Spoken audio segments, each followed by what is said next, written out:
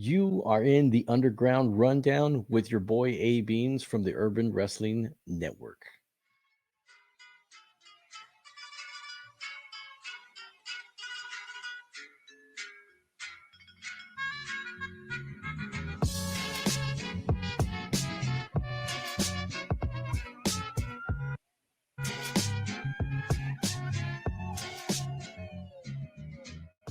What's up, everybody? This is A Beans at A Beans UWN on Twitter. You can also follow me at A Beans UWN on Instagram. You can follow the show here on YouTube, of course, and you can follow the boys, all of us, at Urban Wrestle NW on Twitter. We we do talk a lot of mess on there. We do post more on there than anywhere else besides our private chat, which, maybe down the line we may get a Patreon and we'll get invite some members in. But what we're going to do today is we're going to recap the MLW Underground results from February 28th, 2023. Today is March 1st, so you are getting this the next day, right? All right, so we're going to do this, and we're going to do this quick. When we kicked off the Underground, we come in and, there's a recap of Hennigan and Davey Richards. They went into this Bomaye fight club against Davey Boy Smith Jr.'s boys, Billington Bulldogs, which is really weird because they're calling them the Billington Bulldogs on everything that MLW is putting out on print. But if you watch the show, it actually says the British Bulldogs. Who knows? We'll figure that out at some point, just like we'll try to figure out everything else, like what's going on the Thursday shows on Pro Wrestling Network that hasn't been airing for the past 3 weeks. And call out. They had a little scrum there. DBS Jr. knocks out our boy Alex Kane. Go ahead and check out our show from yesterday that talks about Kane trying to be the next big thing. We'll see what happens. We start out the actual show with something that I think the three boys, aka the small packages, they really don't like seeing Microman. It is not our style of wrestling. It's more funny than it is actual wrestling. I would just prefer not to see any Microman out there, but I don't know. I guess he signed a deal. Somebody likes him. Well, somebody likes that whole thing. That's fine. So he comes out. Microman is coming out and teaming with Lince Dorado, which they had a three-way match with Lince Dorado, Microman, and Taya a few months ago. So in this match, it's Lince Dorado and Microman. They're going up against Mini Abismo Negro, and they're also bringing in Delirious. Delirious looks really great. He looks really fit, probably working out 6 times a day, great meal planning. Little thin, but hey, it works for him, especially with his size and his length. Really good match, considering the fact that we had to deal with Microman getting a hot tag from Lince Dorado and then hitting 2 what MSL calls 6.19ers on both opponents. Microman ends up rolling up Abismo Negro and taking the win. The only other comment I have there is Mini Abismo Negro is supposed to be a mini, and Lince Dorado is just a regular size wrestler. In the ring, they looked about the same size. On print, Mini Abismo Negro is listed at like 5'1". Lince is listed at like 5'5"-ish. I don't know. In the ring, they look the same height. It was, I don't know. It was a little funny. We'll move on. After the match ends, MSL gets into the ring looking like Fat Joe, and he and the Microman and Dorado are holding up their hands, and because they're the next greatest tag team, I guess. Who knows?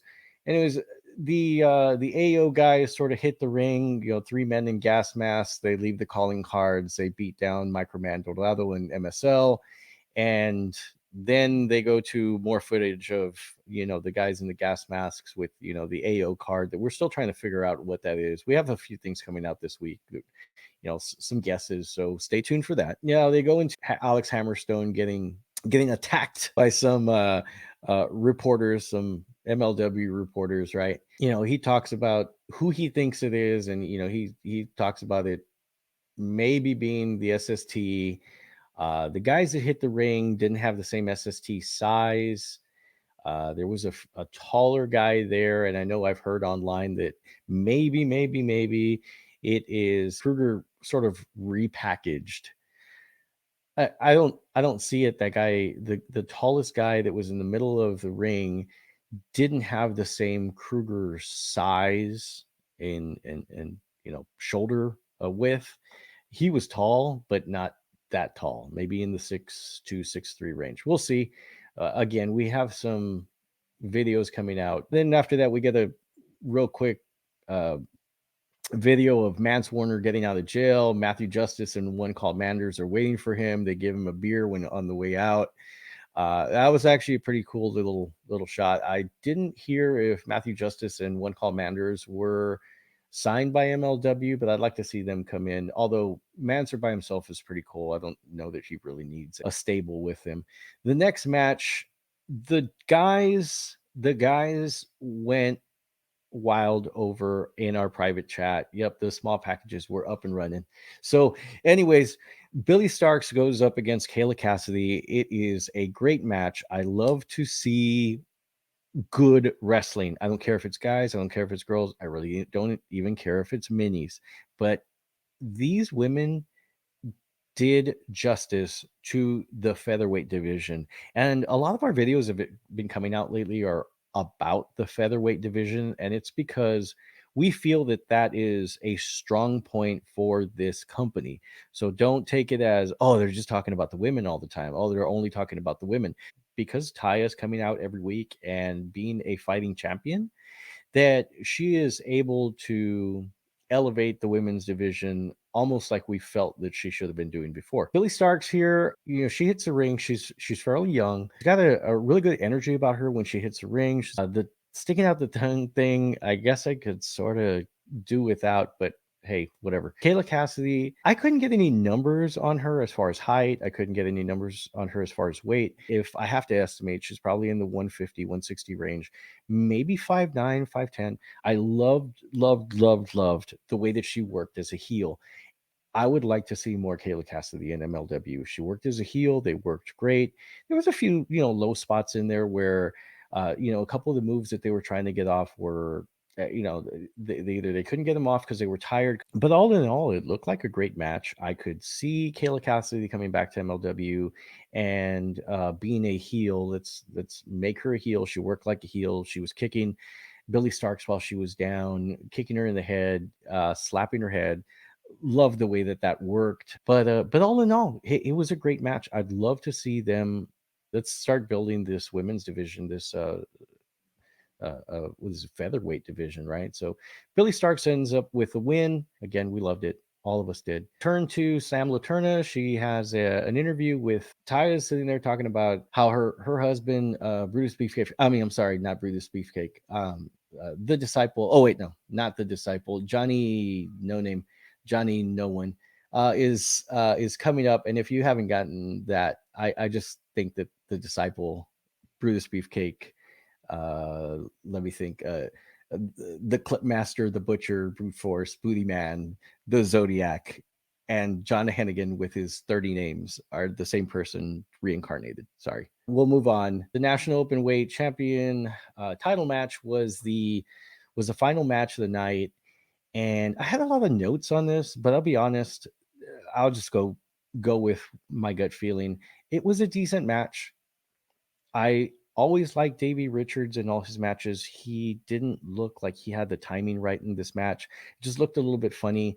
Maybe it was just because Dizzy Hogan, Johnny Nobody are working with Davey Richards. He was, Davey would put him in a leg lock and Johnny would sort of squirm out of it and it was making it look harder than it needed to be.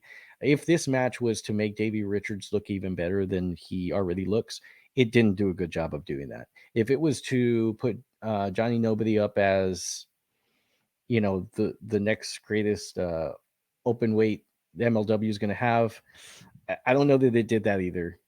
It was not a very memorable match, except for I didn't feel like they worked well together.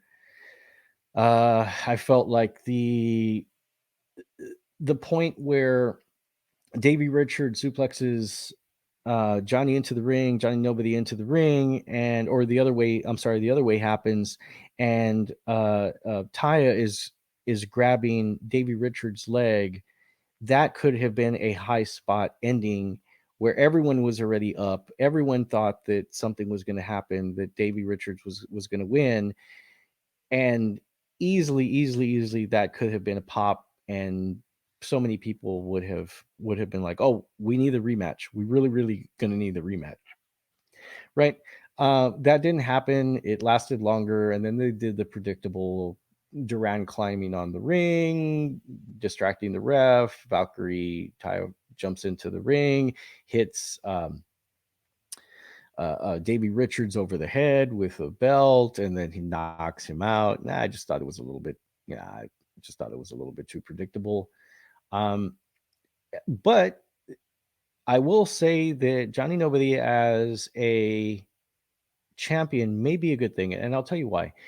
Because he, just like his multiple personas and multiple names, he he's everywhere, right? He's in Impact, he's in AEW at least once. Um, I'm pretty sure he does some indie shows, he does some AAA. So this is going to be good for the MLW as a whole, and of course, it's going to be good for the National Openweight Championship to be displayed. I think that is one of the most beautiful belts in wrestling. I think that, and on the inverse side, I think that the MLW Heavyweight Championship is just way too big and goofy looking. Anyways, I wish Hammerstone would have held on to the National Openweight Championship belt and made that the championship. Anyways, moving away, I think that this is going to be great for that belt, for the company. I hope that he goes out and shows that belt the way that Taya should have.